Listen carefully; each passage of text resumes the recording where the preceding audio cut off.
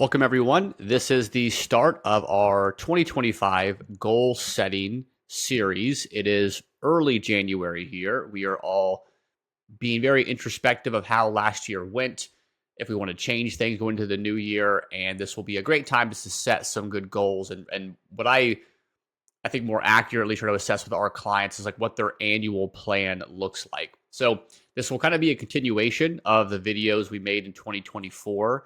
So I will post that in the MyoBrain circle as a reminder. That's a lot more in depth around like process versus outcome goals and really kind of to think of it more from a troubleshooting standpoint. This will be a little bit more of a recap of that, and then also some kind of mock client examples of how to use like a long-term vision for a successful 2025. So to keep this first video here very short, and again, it's meant to kind of be a summary. These are three things that I think needs to be in the back of your head when you're thinking about your goals and setting them up for just success long term. Okay, this maybe seems a little bit basic, but you'd be surprised how often myself or other people set goals that don't check these boxes, then we're shocked when they don't actually work out. So the first thing here, again, probably thinks is very, very basic, but is the goal exciting to you? I think a lot of people early in the year, they rush to like the first thing that comes to their mind. Oh, I want to run a marathon. I want to lose 10 pounds. I want to get back in the gym. And it just sounds good. But they don't take any sort of time to really digest of, is that like burning in their back pocket, right? Because they're so excited to go do that marathon or get back into CrossFit or to, get back to their clothing they fit into in college, right? Or does it just kind of sound like a good plan or what your friend did or what you saw on Instagram this morning, right? I get it that like eating oatmeal and blueberries for breakfast is not an exciting proposition, right? Sometimes working out isn't the most exciting thing, but the goal itself should be exciting. For example, in 2024, I did a high rocks competition, sort of like a 5K, 10K run meets a CrossFit competition. And that was an exciting thing for me to train for. I looked forward to going to the gym to train for it. There were plenty of days I didn't want to run, plenty of days I didn't want to lift when my legs were sore, but the goal itself was exciting. If I contrast to that, like I have no ambitions, no excitement to go run a half marathon. I wouldn't want to sign up for it. I wouldn't want to travel for it. I don't want to run for 2+ hours. I don't want to run when it's cold outside. Nothing about that. Even if I had an incredible time, even if I won a half marathon, I wouldn't enjoy it. It's not an exciting thing for me to pursue, right?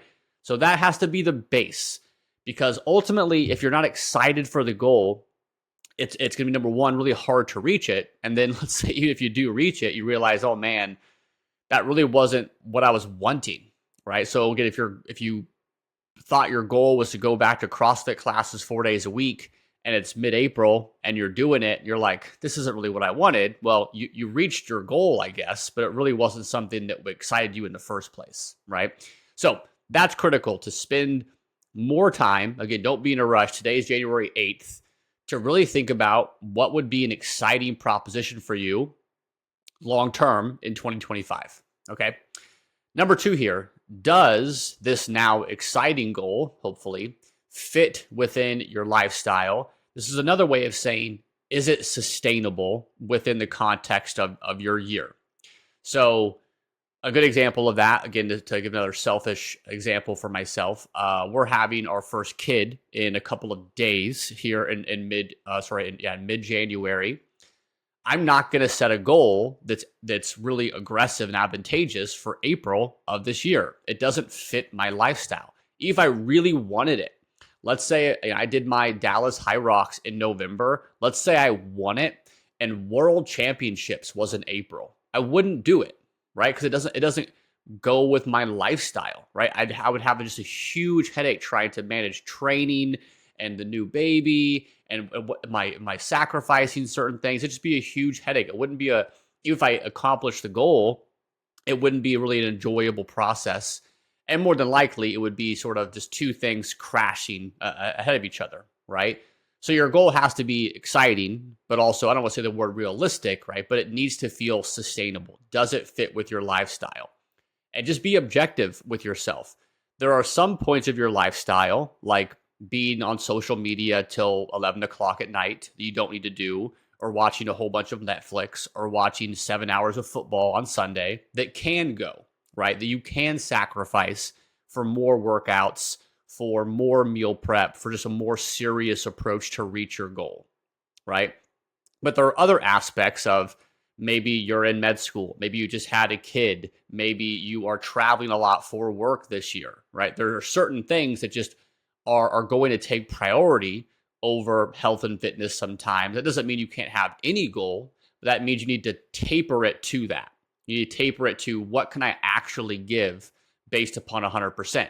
And most people, to be honest, tend to very undershoot what they're capable of, because all of us do have those hours, that time, really can sacrifice if we wanted to. I find very few people literally don't have the time to exercise. I think if I asked those people, let me see your phone, and saw how much time they were on like Twitter and Facebook and YouTube, I'm like, well, looks like you have 4.5 hours here that you're just doing nothing, right?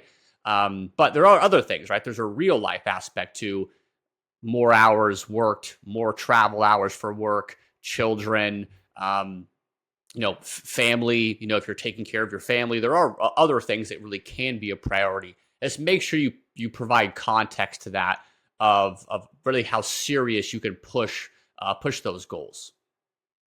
Okay, and then the third and final thing, which is kind of related to number 2, is, where does this goal now fit within your year? So I kind of gave my personal example of, okay, we're having a child in January. That doesn't mean my entire year is blown up. What that probably means is, if I have an aggressive goal, it probably shouldn't be in February, March, April. Maybe it's in September, October, November, right?